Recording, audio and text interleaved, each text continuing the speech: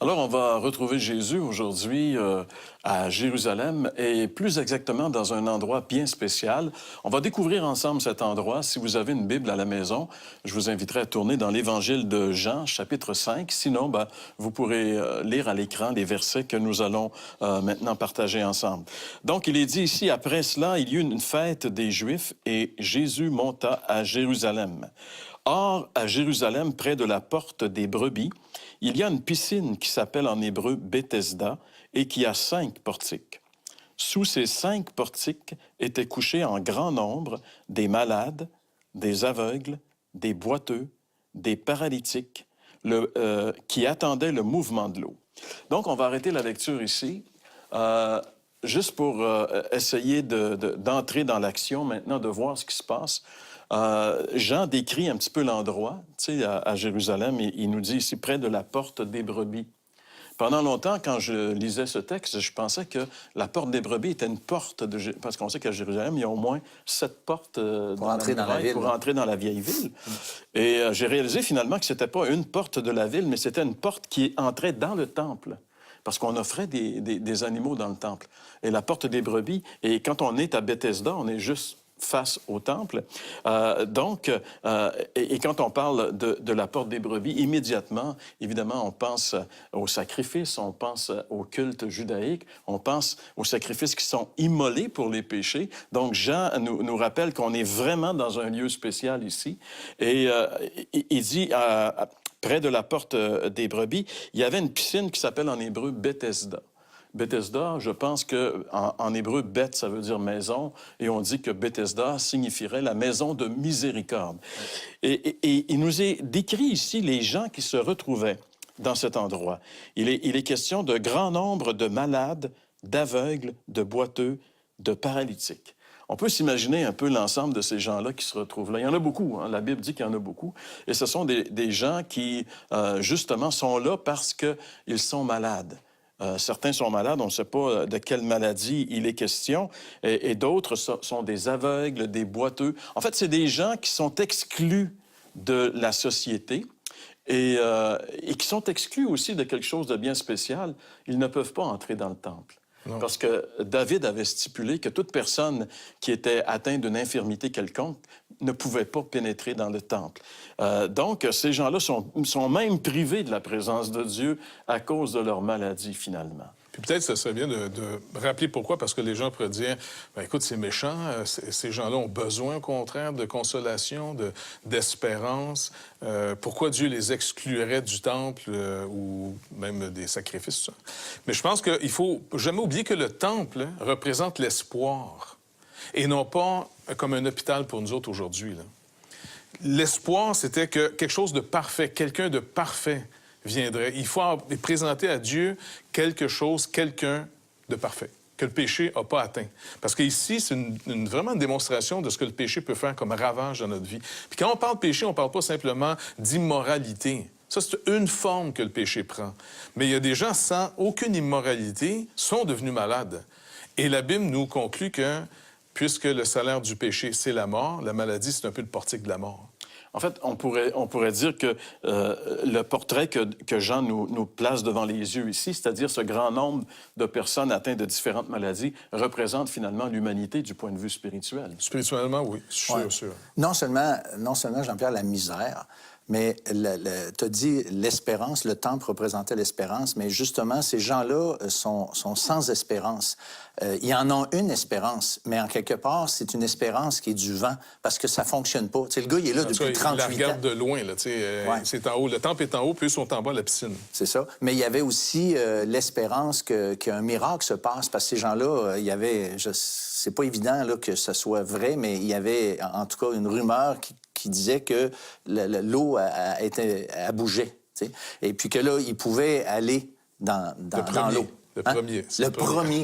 Oui, on ne sait pas si c'est vrai, mais il semble-t-il qu'un ange venait de temps en temps faire bouger l'eau. C'est ça.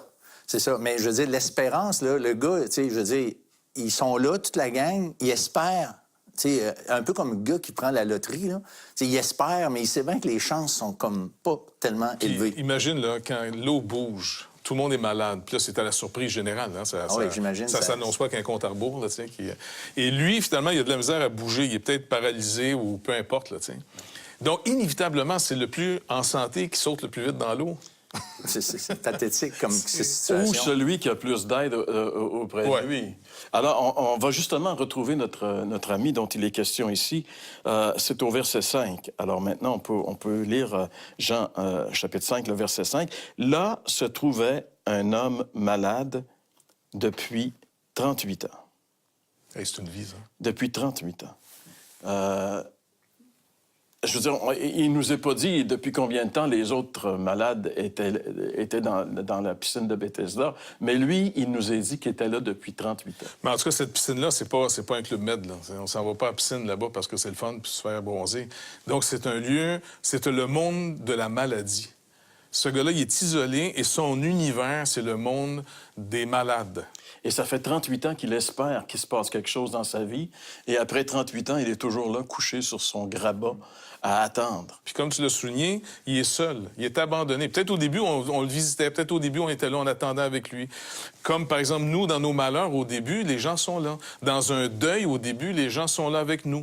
Mais la vie continue pour les autres. Et pour nous, souvent, on reste là après. Il n'y a personne.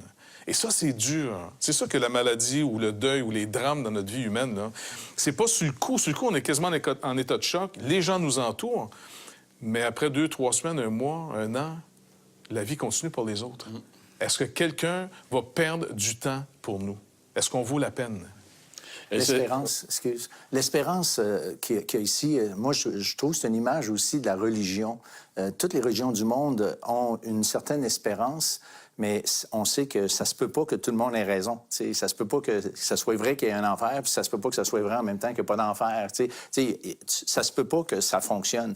Alors, la religion, je trouve qu'il y a une image ici de la religion. L'homme cherche, il veut trouver quelque chose, il espère qu'il va se passer quelque chose, mais ça, c'est comme une forme de religion. Puis là, je nomme pas de religion, juste le principe d'espérer sans avoir de base pour laquelle baser notre espérance. En fait, toutes les religions fonctionnent sur le même principe. Leur code est différent. Ce qu'ils proposent aux gens, leur programme, c'est comme les partis politiques, chacun a son programme. Les religions, c'est pareil, ils ont tous leur programme, mais ils sont tous basés sur la même chose. Si tu veux que ça marche, il faut que tu fasses le programme. Il faut que tu le fasses toi-même. La responsabilité est sur toi de t'en sortir. Et c'est pourquoi, ici, en fait, Jésus nous montre un endroit où les gens, ils ont bien beau essayer, ils peuvent pas parce que la maladie les a paralysés, de un. Et deuxièmement, la maladie les a isolés, ils ont plus d'aide. Et ça, c'est la religion. La religion peut pas fonctionner parce que l'homme n'est pas capable. Il est beau essayer, Paul, il dit « J'essaye de faire le bien, je suis pas capable, puis je fais le mal que je veux pas faire. » Il dit « Je suis vraiment pris avec un dilemme incroyable. » Et c'est le dilemme de l'humanité, finalement. Et c'est le dilemme qui dit que la religion, ça fonctionne pas. Mais heureusement pour lui, il y a quelqu'un, le visiteur venu du ciel, est allé jusque dans la piscine de Bethesda rencontrer ces gens malheureux. Et je pense que les regards de Jésus sont tombés sur le plus malheureux de ces gens malheureux. Le gars, il est là depuis 38 ans. Et là, on va voir ce qui va se produire lorsque Jésus va intervenir. À partir du verset 6 maintenant, Jésus, l'ayant vu couché et sachant qu'il était déjà malade depuis longtemps, lui dit, « Veux-tu être guéri? » Le malade lui répondit, « Seigneur, je n'ai personne pour me jeter dans la piscine quand l'eau est agitée, et pendant que j'y vais, un autre descend avant moi. Lève-toi, lui dit Jésus, prends ton lit et marche. Aussitôt, cet homme fut guéri, il prit son lit et marcha. » Hey, ça finit bien l'histoire. Hein? C'est mieux encore qu'un film américain, mais c'est une réalité ici. Et ça nous démontre que ce que les hommes ne peuvent pas faire, Jésus peut le faire. Il est le seul qui peut le faire, finalement. J'imagine, Jean-Pierre, tu sais, toutes les gens mettons, imagine, tu es là devant le gars là, qui est couché là depuis 38 ans, puis là, tu dis, lève-toi, puis marche. Lève-toi, puis marche. Alors, il se passe rien, mais quand lui, Jésus, dit la même chose, il se passe quelque chose. Mais il y a quelque chose d'intriguant ici. Hein? Jésus lui dit, veux-tu être guéri? Ça, c'est une drôle de question à poser à un gars qui est là Depuis tu sais, 38 ans, puis attend d'être guéri. Puis il aurait pu dire non, je veux pas être guéri, je suis venu passer mes vacances. Alors, si tu me guéris, moi, tu es obligé de retourner chez nous pour aller travailler. alors Mais c'est pourquoi sûr. est-ce que Jésus lui pose cette question-là, Jeff? Mais le Seigneur nous demande clairement d'identifier notre problème. Ça a l'air de rien, mais on est tous dans un déni. C'est quoi qui nous fait tous peur? Il y avait un monsieur qui disait tout à l'heure, dans le témoignage, la maladie, ce qui nous fait peur, c'est qu'au bout, il y a la mort. Et la mort terrifie tout le monde. Et c'est une saine terreur. Honnêtement, tant qu'on n'a pas réglé le problème pour vrai, là, c'est pas être faible que d'avoir peur de la mort, parce que s'il n'y avait rien après, qui est une forme d'espérance en passant, c'est une religion, c'est une croyance, ça. Il n'y a rien après. OK, c'est ta croyance. Mais tu quand même me le prouver qu'il n'y a rien après? Donc, de ne pas être capable de régler le problème de la mort, c'est très sérieux. Fait que le Seigneur veut qu'on verbalise. C'est quoi ton problème? Seigneur, mon problème, là, c'est la mort, c'est la condamnation, c'est les ténèbres, c'est d'être isolé, pas juste pour 38 ans, mais pour l'éternité. Parce que Jésus semble en parler de cet isolement que l'homme peut subir après sa mort, les ténèbres du dehors. Écoute, c'est très simple de dire au Seigneur, écoute, moi te le dire bien clairement, là, la mort, le rejet, de ne pas rentrer dans ta présence, d'être condamné. Puis je le sais que je suis condamnable. Fait qu'on va se dire les vraies affaires. Oui, c'est bon. Puis dès que Jésus lui pose cette question, hein, la réaction du gars, ben j'ai personne. Tu sais, mais là, tu as quelqu'un. Jésus est là. Et ça va faire toute la différence. Et juste dans une parole, hein, Jésus va lui dire, prends ton lit et marche. Et la situation vient d'être réglée. Ce que tous les hommes ne peuvent jamais arriver à faire, ce que les religions proposent, eh bien, Jésus, dans une seule parole, le fait. Et une des paroles merveilleuses que Jésus a prononcées lorsqu'il était sur la croix, et qu'on pourrait se rappeler à ce moment-ci, à notre émission, c'est cette parole où il dit « Tout est accompli ». Alors qu'il était sur la croix en train de se charger de nos péchés, de faire l'expiation, il a dit « Tout est accompli ». Alors si lui a tout accompli, ce qui devait être fait pour nous donner justement une espérance vivante et véritable face à la mort, ben alors on n'a pas à se tourner ailleurs qu'à lui pour avoir la vie éternelle. Et c'est ce qu'on vous invite à faire. Vous savez, nos émissions sont là uniquement pour ça, afin de vous diriger vers, non pas vers nous, non pas même vers une église, mais vers celui qui peut faire la différence dans votre vie, le Seigneur Jésus. On va maintenant écouter ensemble le témoignage d'une personne qui a passé à travers la maladie et qui a eu aussi le soutien de Jésus. Regardons ce témoignage.